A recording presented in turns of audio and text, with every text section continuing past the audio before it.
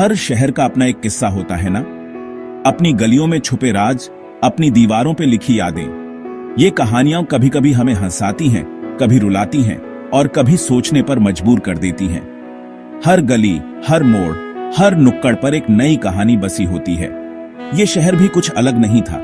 छोटा सा, शांत, पर जिंदगी से भरा हुआ।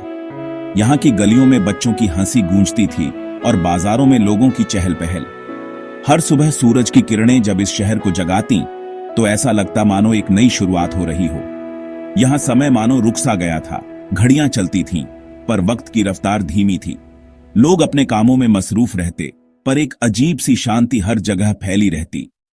ऐसा लगता था जैसे इस शहर ने वक्त को अपने हिसाब से ढाल लिया हो। इस शहर में सब एक दूसरे को जानते थे। हर चेहरा जाना पहचाना था। हर मुस्कान में एक अपनापन था। यहाँ के लोग एक दूसरे के सुख दुख में साथ खड़े रहते थे।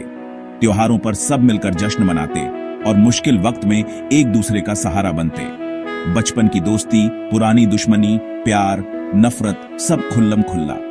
यहाँ के बच्चे साथ खेलते, बड़े साथ काम करते और बुजुर्ग अपनी कहानियां सुनाते। हर रिश्ता यहाँ खुलकर जिया जाता था, बिना किसी बनावट के। फिर भी कुछ बातें अनकही रह जाती थीं, दिल में दबी हुई, चुप्पी ओढ़े।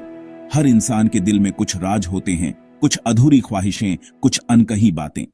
ये बातें कभी कभी आंखों में झलक जाती, पर जुबान पर नहीं आती। इस शहर की कहानियां भी ऐसी ही थीं, कुछ कही, कुछ अनकही। हर दिल में एक कहानी थी जो सुनने वाले का इंतजार कर रही थी। अनन्या और राघव दोनों यहीं पले बढ़े, बचपन के दोस्त, हर सुख दुख में साथ। अनन्या शांत किताबों में खोई रहती थी। राघव जिंदा दिल कैमरे से दुनिया को देखता था। इनकी दोस्ती निराली थी। बिना कहे सब समझ जाते थे, एक दूसरे की चुप्पी पढ़ लेते थे। शायद इसलिए इनके दिलों का प्यार भी अनकहा रह गया। अनन्या एक छोटी सी किताबों की दुकान चलाती थी। किताबें उसकी दुनिया थीं। हर सुबह जब वो दुकान खोलती तो उसे ऐसा लगता जैसे वो एक नई दुनिया में कदम रख रही हो। हर पन्ने पे एक नया सफर, हर किताब में एक नई कहानी, एक नया अनुभव। किताबें उसके लिए सिर्फ कागज के टुकड़े नहीं थीं, बल्कि जीने का एक तरीका थीं। शायद इसलिए वो असल जिंदगी से दूर भागती थी। किताबों की दुनिया में उसे सुकून मिलता था, एक ऐसी जगह जहां वो खुद को खो सकती थी और फिर से पा सकती थी। अपने दिल की बात कहने से डरती थी। उसे डर था कि अगर उसने अपने दिल की बात कह दी तो शायद लोग उसे समझ नहीं पाएंगे। उसकी आंखें गहरे समंदर जैसी, बहुत कुछ कहती थीं। उसकी आंखों में एक अनकही कहानी थी, एक ऐसा राज जिसे वो किसी से साझा नहीं कर पाई। पर होंठों पे एक सवाल, अगर सामने वाला समझ ना पाया तो? अगर उसने अपने दिल की बात कह दी और सामने वाले ने उसे गलत समझ लिया तो? अगर दोस्ती टूट गई तो? ये सवाल उसे हमेशा परेशान करते थे। वो जानती थी कि किताबें उसकी सच्ची दोस्त थीं, जो उसे कभी धोखा नहीं देंगी। लेकिन असल जिंदगी में रिश्ते इतने आसान नहीं होते। अनन्या ने अपनी किताबों की दुकान को बहुत प्यार से सजाया था। हर किताब को उसने खुद चुना था, जैसे वो उसकी अपनी कहानी का हिस्सा हो। कभी कभी ग्राहक आते और उससे किताबों के बारे में पूछते। वो उन्हें किताबों की कहानियां सुनाती, जैसे वो खुद उन कहानियों का हिस्सा हो। रात को जब वो दुकान बंद करती तो उसे ऐसा लगता जैसे उसने एक और दिन की कहानी पूरी कर ली हो। किताबों के पन्नों में खोई अनन्या अपनी दुनिया में खुश थी। राघव एक मशहूर फोटोग्राफर था। उसकी तस्वीरें एक कहानी कहती थीं, बिना शब्दों के, बस एहसासों से। वो लोगों की आंखों का दर्द, उनके चेहरे की मुस्कान सब समझ लेता था। लेकिन अनन्या की बात आती तो उसका कैमरा धुंधला जाता। वो समझ नहीं पाता था कि उसके दिल में क्या है। क्या वो अपनी दोस्ती को दांव पे लगा सकता है? दोनों अपने अतीत के जख्मों से घिरे थे। अनन्या ने अपने माँ बाप को एक हादसे में खो दिया था। राघव का बचपन एक टूटे परिवार में बीता था। शायद इसलिए वो प्यार से, दर्द से डरते थे। चुप्पी उनकी ढाल बन गई थी, दुनिया से बचाती थी। एक दिन राघव की फोटो प्रदर्शनी लगी। यह प्रदर्शनी शहर के सबसे प्रतिष्ठित आर्ट गैलरी में आयोजित की गई थी, जहां हर कोने में राघव की कला की झलक मिल रही थी।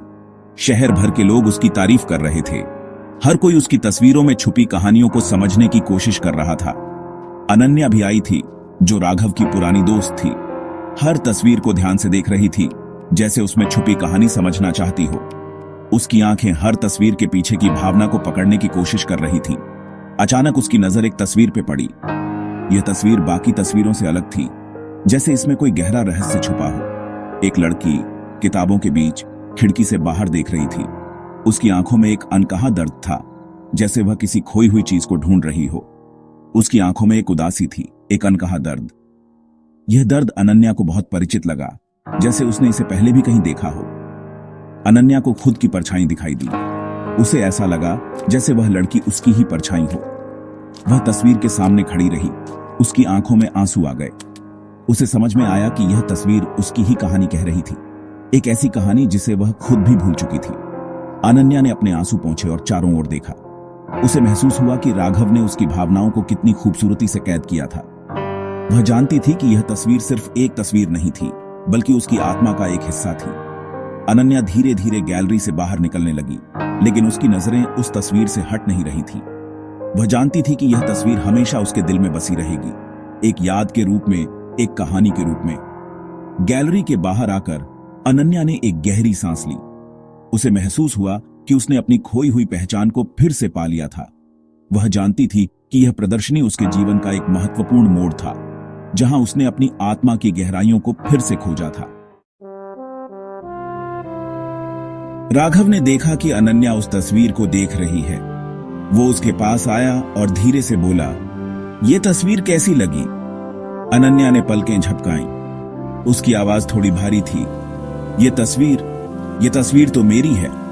राघव मुस्कुराया। "हाँ अनन्या, ये तस्वीर तुम्हारी है।